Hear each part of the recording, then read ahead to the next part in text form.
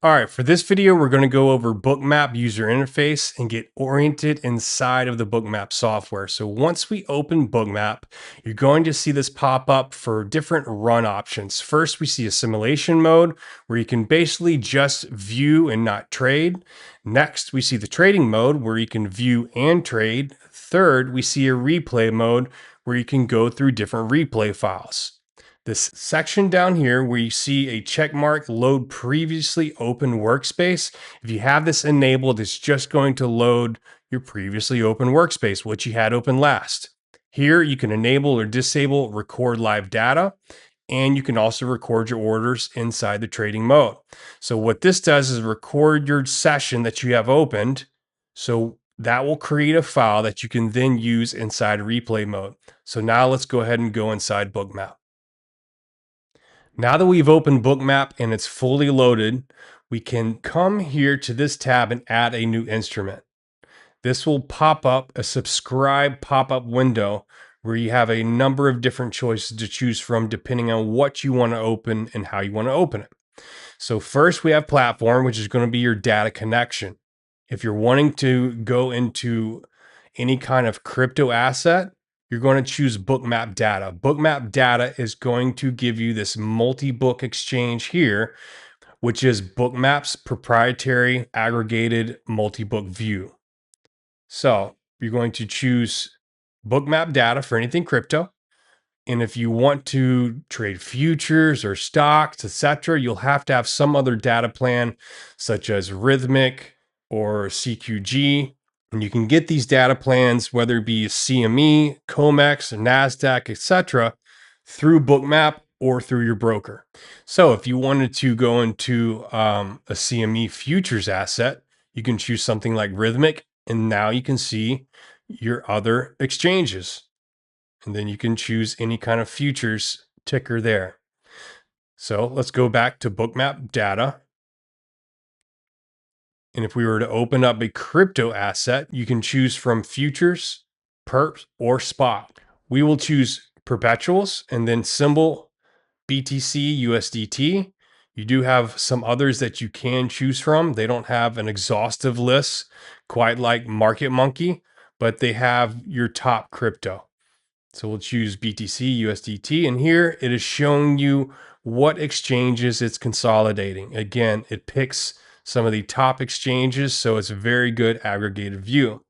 Down here, we can see advanced options. You can load historical data. So it's only going to show you a certain amount of data to start with. And if you want to see more time in history, you have to load that data. But the more data you have loaded, the more indicators you have loaded, the more assets you have open, etc., it will take more memory from your computer. When you come down here for tick size for Bitcoin and crypto, I use 1 for the tick size.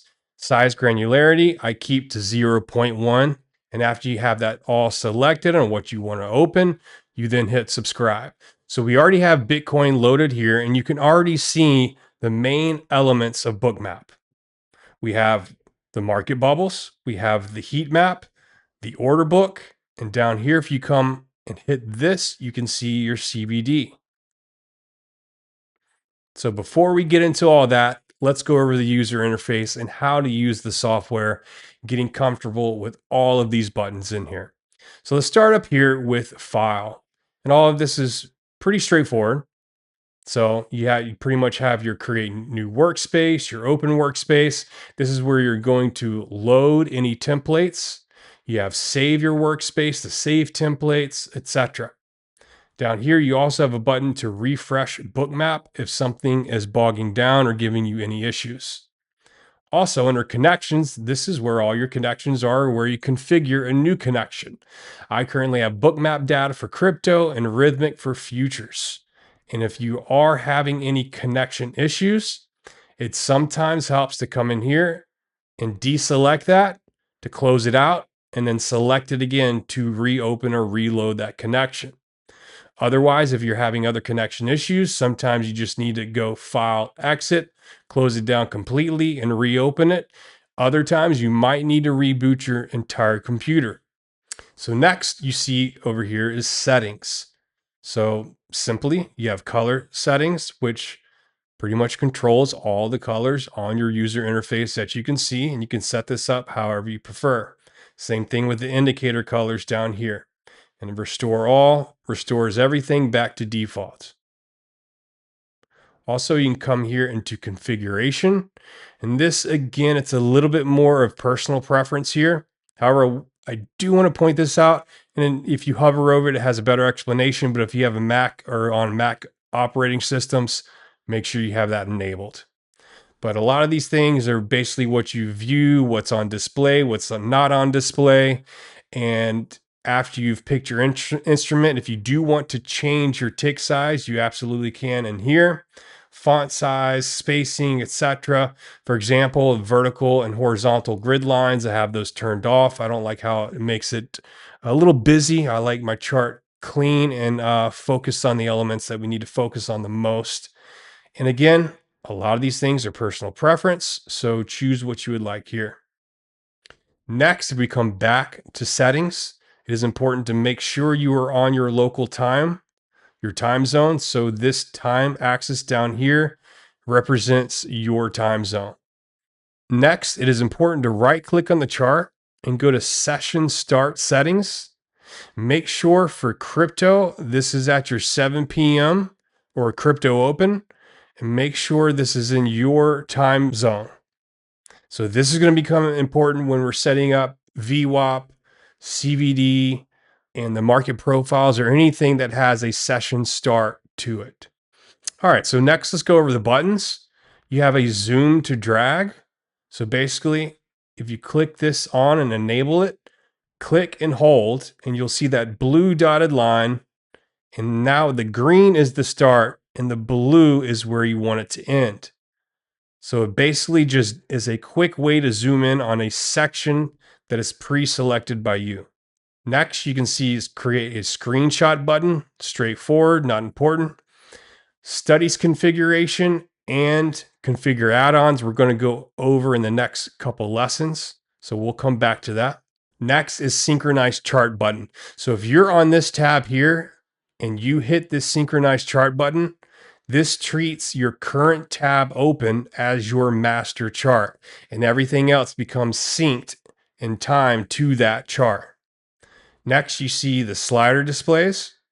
This is going to be a cutoff to where you can filter out certain sizes of trades on the heat map. So if you only want to see the very, very large size, you have it all the way to the right. If you want to see everything, small and large, you have it all the way to the left. And next you have your market bubble size slider. This is going to create all your volume bubbles on your market orders, either bigger or smaller. I like to keep it right around the middle. Next, we can see that we have drawing tools. This is not your best charting platform, so I don't do any kind of drawing on here. I keep that to TradingView. Next, you see an events list. I think this is useless. Show data tooltip. So if you turn this on, it's just going to show you this black information box where you can see the date, the time, the bid or ask, and the volume in each one of these bubbles. Or if anything that you're hovering over, it's going to show you information for that. This crosshair, you can turn these crosshairs on or turn them off.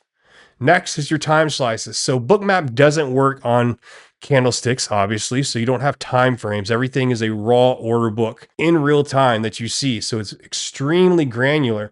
However, you can choose what time slice you see down here. However, you can always zoom in and out with your mouse, or you have the ability to just quickly choose a time frame based on the time axis. I don't use the time slice function all of that much. I'm just used to zooming in and out with my mouse itself. Next, you have configure visible components, which this just shows and hides all the components on your screen. One thing you might notice is I do have the best bid and ask turned off. Why? Because I like to see the price line, and I don't really do anything with the bid ask spread or trade that way. So I'm only wanting to see the last price line just to make things a little bit cleaner. However, if you are using a default setting on Bookmap, it's going to open this default chart with best bid and ask enabled. and it's going to have last price disabled. Everything else you see here, you can simply just turn on and off. They do have candlestick bars on Bookmap, but they aren't true to what you might see on TradingView. I would suggest not ever turning that on. It's not what this is about. Next, you see the show and hide trade control panel. And if you're in the trading mode, you can open this and actually trade inside Bookmap. Next, we see the heat map controls. This is going to be your dimming slider. You can turn it all the way off or all the way bright. And then you also have 3 options to display the heat map. Again, just kind of personal preference. I prefer to see this full spectrum. So that is it for the Bookmap orientation and the user interface. You should be a little bit more comfortable inside the software now. And in the next lessons, we're going to dive deeper into the main elements and show you how to set up all of the configurations of the main elements, as well as the add-ons that we're going to be using.